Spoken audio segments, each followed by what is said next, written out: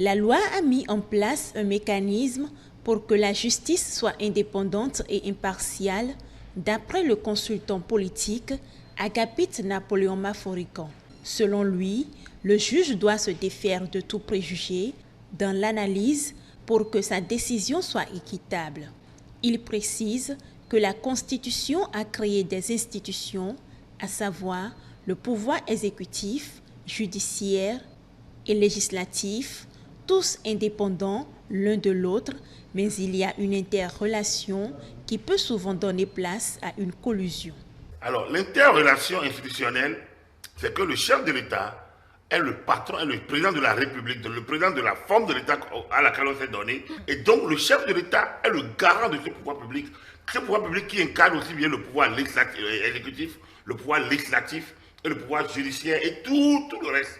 Maintenant, lorsqu'on rentre dans la déclinaison de l'État maintenant, qui est la République, chez nous, ailleurs, c'est le royaume, alors, quand on rentre dedans, les institutions sont séparées. Donc, le chef de l'État n'est plus le patron absolu. Il y a les pouvoirs qui ont été déclinés. Mais dans l'opérationnalité de la justice, la loi a mis en place un certain nombre de dispositifs pour que le juge dise son magistère en étant indépendant. Le parquet qui fait la poursuite dépend du ministre de la Justice, donc de la chancellerie. Mais lui ne juge pas. Lui, il enclenche l'action publique.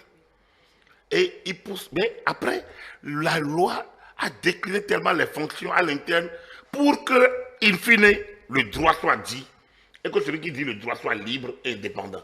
Au vu de cette organisation qui garantit l'impartialité de la justice, à partir de quel moment les citoyens commencent par douter de la justice et la caractérisent de partiale?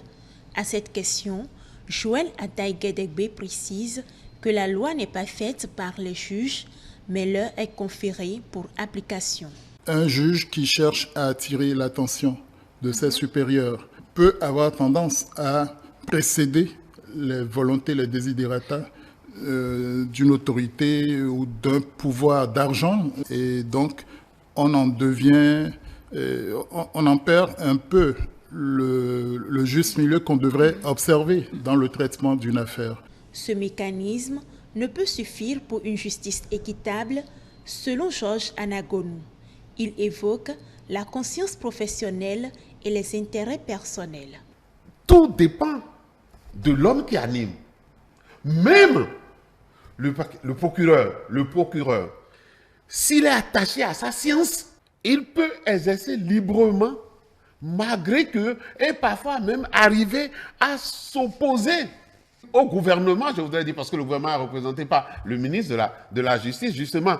À partir du moment où l'organisation type est mise en place en matière de justice, il faudrait que le juge lui-même puisse savoir que je suis en train de rendre la justice au nom du peuple. Il n'est pas évident que l'homme soit juste, mais il peut faire l'effort d'être équitable. Cependant, est-ce que ceux qui contestent les procédures jusqu'au jugement n'ont-ils pas raison?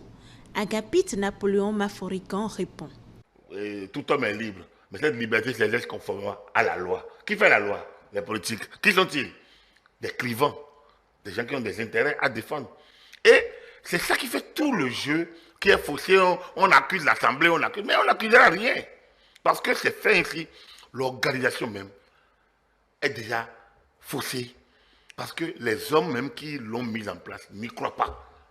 Et c'est ça qui ouvre la voie à tout. Dans les mécanismes qui sont mis en place, il y a un qui ne dépend rigoureusement pas du juge, c'est le principe du contradictoire, selon l'expert en gouvernance Joël Ataï-Guédégbé. Un procès est digne de ce nom si notamment, on a parlé de la présomption d'innocence, le devoir d'impartialité des juges. C'est parfois difficile à quantifier, mais le principe du contradictoire est visible. Il faut quand même qu'il soit assuré pour que nous soyons rassurés que notre cause sera entendue et qu'on ne va pas seulement nous accuser ou bien qu'on ne va pas faire la part belle qu'à une partie. Pour Georges Anagonou, quelle qu'en soit la pression, le juge doit savoir rendre la justice équitablement, car un mauvais jugement n'est pas sans conséquences sociales. Que si il donne mal, il fait mal le jugement, vous savez ce que les gens font après? Que l'autre va t'attendre au coin de la rue et il va t'empoignarder pour te tuer. Parce qu'il va se faire justice lui-même. Vous voyez donc le rôle capital qui est celui du juge dans une société, quelle qu'elle soit, cette société-là. C'est une fonction sociale en même temps pour le juge de pouvoir réguler ce que nous entendons. Après, on peut critiquer, on peut faire cela, mais le juge, lui, il a la responsabilité au nom du peuple et au nom de Dieu de rendre la justice. Agapit Napoléon Maphorican revient au rejet des institutions par les hommes, qui est déjà une défaillance, et des voix qui s'élèvent selon des personnalités. Or, la justice est la même pour tous. Pour lui, le plus grand problème est de régler la procédure carcérale et la procédure pénitentiaire. Cette maison n'est même pas pour le dernier des délinquants parce que les conditions sont mauvaises. Et c'est là qu'on doit faire la bataille. Alors quand j'entends commission de droits de l'homme, et ça se règle sur des personnalités, 2 ou 3, je dis il y a abus, il n'y a pas humanité. Parce qu'on pense que c'est les intellectuels, les grands décideurs politiques. Quand on parle d'une dizaine de personnes, et on a l'impression que c'est tout le Bénin, il faut parler de la réalité de nos prisons. Les mécanismes existent pour que la justice soit indépendante et impartiale, mais il faut de la responsabilité de tous pour que les procédures judiciaires soient équitables.